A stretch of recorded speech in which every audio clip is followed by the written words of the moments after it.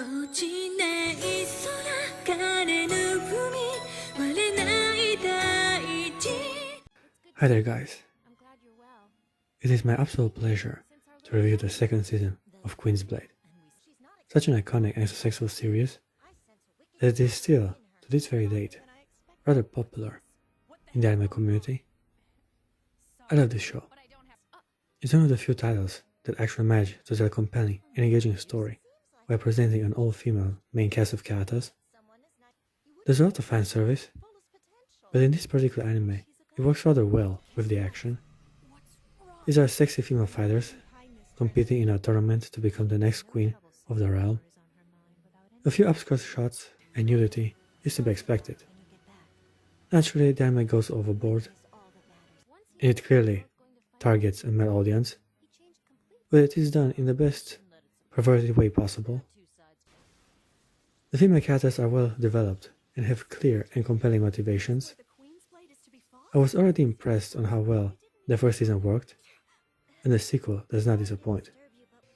From what I've heard, Queen's Blade is based on a video game, and it shows, considering the variety of weapons and combat abilities all the distinct female fighters possess. These are some nice women, by the way.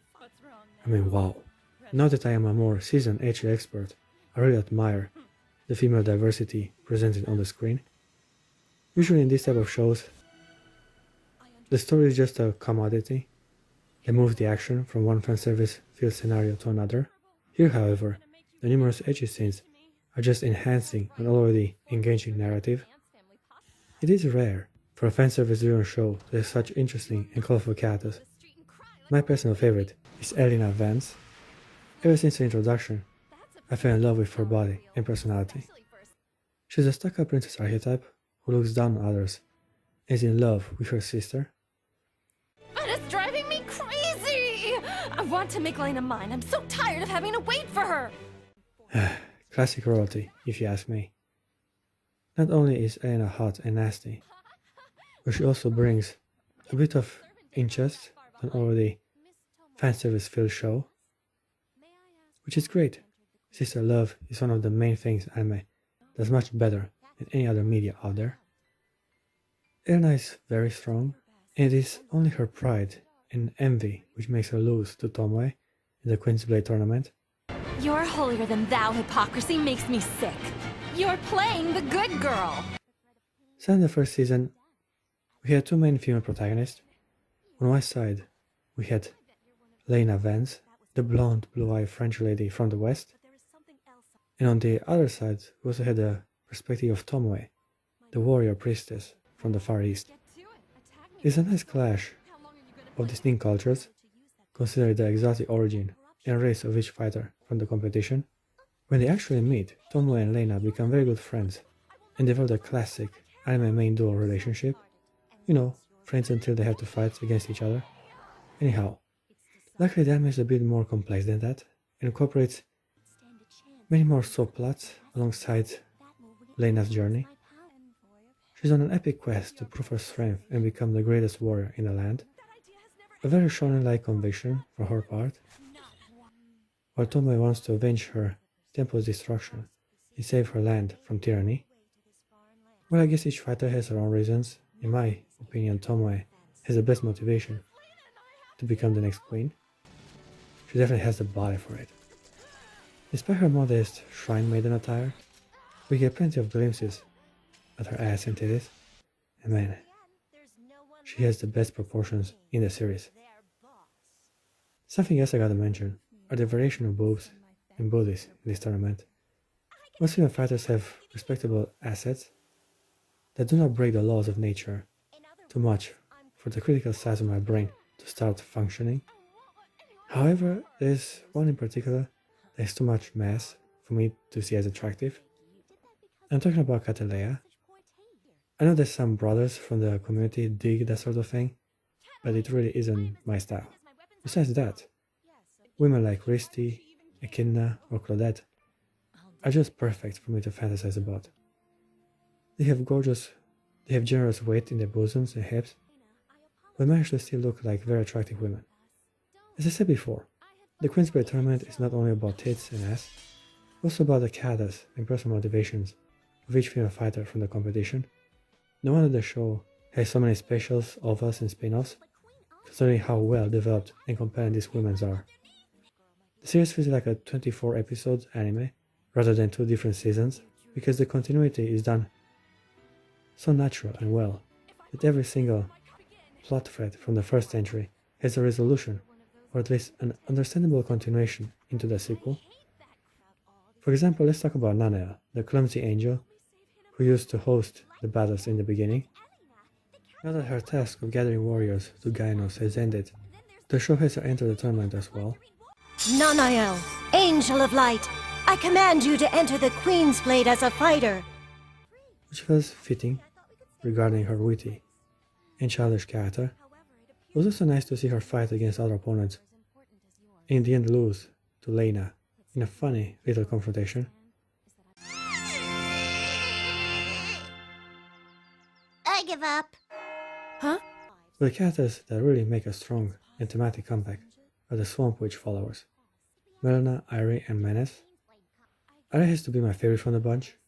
She's just so cute and pretty, not to mention her maid outfit. I like anime maids, especially when they call me master. Yeah, Irie seems to be some sort of spirit that sucks your essence away. Apparently, she has to feed frequently, otherwise her vitality drops and her clothes disappear. Well, I would keep her on a diet, if you know what I mean. Yeah, but what can I say? She looks better naked. I feel like I've come back to life, which I guess coming from a spirit is kind of weird. Melona has been introduced into the show ever since the first episode. She's the first opponent Lena defeats in battle. The Protein Assassin is her nickname, and she can shoot acid from her tits. Amazing power, very aesthetic and beautiful.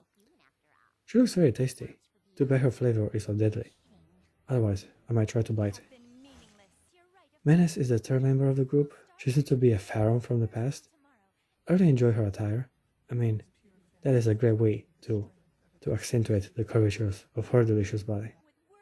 She seems obsessed with restoring her lost kingdom and becoming again the ruler of her own land. I like her scepter, Setora.